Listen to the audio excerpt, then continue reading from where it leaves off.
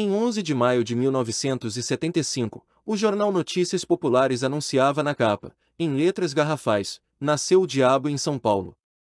A notícia dizia que, em um hospital de São Bernardo do Campo, cidade do ABC paulista, ocorrerá um parto incrivelmente fantástico e cheio de mistérios, marcado por correria e pânico por parte de enfermeiras e médicos.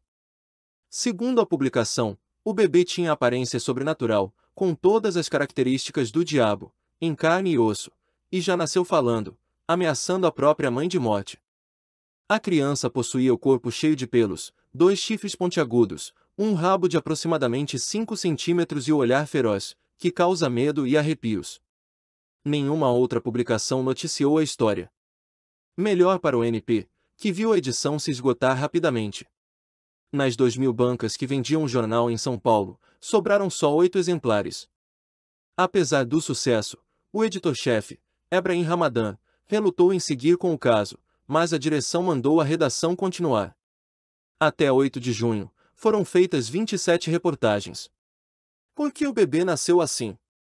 O NP deu 2 explicações. Primeiro, porque, convidada para uma procissão na Semana Santa, a mãe teria batido na barriga e afirmado, "Não vou enquanto esse diabo não nascer". Segundo, porque, de acordo com um suposto médico, ela teria criado descargas magnéticas negativas, ao desabafar, "Por causa desse diabinho, não posso ir dançar". Já o pai da criança seria um discreto fazendeiro de Marília, SP, que, segundo vizinhos, não tirava o chapéu por nada nesse mundo. O público ficou histérico e acabava virando notícia também.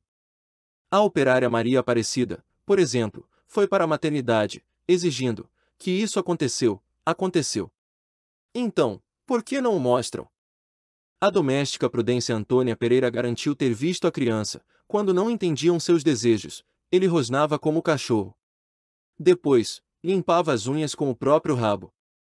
A edição de 12 de maio contou que o bebê diabo ameaçou funcionárias de morte, rasgou travesseiros com os chifres e fugiu do hospital, saltando de uma janela no 3º andar. Nos dias seguintes, várias maldades do capetinha foram relatadas. Ele andou por telhados, enlouqueceu uma mulher, acabou com um ritual umbandista e assustou um taxista, pedindo que o levasse para o inferno. Apesar disso, o recém-nascido não teve vida fácil. Feiticeiros, fanáticos religiosos e até o Zé do Caixão se dispuseram a acabar com ele. Uma clínica particular se ofereceu para exibi-lo ao público curioso desde que o visitante fosse maior de 18 anos, usasse um crucifixo, não tivesse problemas cardíacos e se responsabilizasse por possíveis possessões demoníacas. Com o decorrer dos dias, a história foi esfriando e ganhando cada vez menos destaque no jornal. No começo de junho, foi noticiado que o bebê diabo havia fugido para o Nordeste, após ter sido sequestrado por pessoas dispostas a queimá-lo vivo. O NP ainda tentou emplacar mais 2 diabinhos, de outras cidades, um bebê peixe e um bebê atômico, mas sem sucesso. Por outro lado, o jornal era famoso por bolar notícias sensacionalistas. Em maio de 1975, o repórter Marco Antônio Montado, da Folha de S. Paulo, foi ao ABC confirmar o relato de que havia nascido uma criança com 2 saliências na testa, chifres, e prolongamento no cóccix, rabo. Mas eram apenas malformações, que foram corrigidas com uma breve cirurgia. Montado transformou a história numa crônica, fictícia, de terror, na Folha. O secretário de redação do NP, José Luiz Proença, e o editor de polícia, Lázaro Campos Borges, convocaram um repórter para repaginar esse texto e transformá-lo na notícia do nascimento do bebê diabo.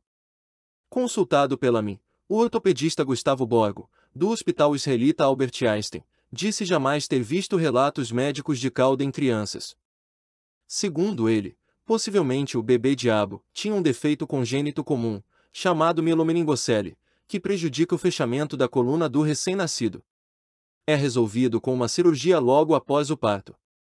O NP foi hábil em procurar fontes oficiais, como médicos e diretores do hospital, mas usar a negativa deles de modo que gerasse ainda mais suspeita no público. A história também não é original. Poucos anos antes, o bebê de Rosemary, 1969, causou pânico parecido no Brasil e no resto do mundo. Outro filme recente na época que também causou polêmica foi O Exorcista, 1974. O público do NP era composto de pessoas mais simples, com maior tendência a se apegar a crendices sobrenaturais. Meses antes, o próprio jornal já havia soltado matérias sobre a loira fantasma e o vampiro de Osasco, por exemplo. Curta o vídeo e se inscreva no canal para mais lendas.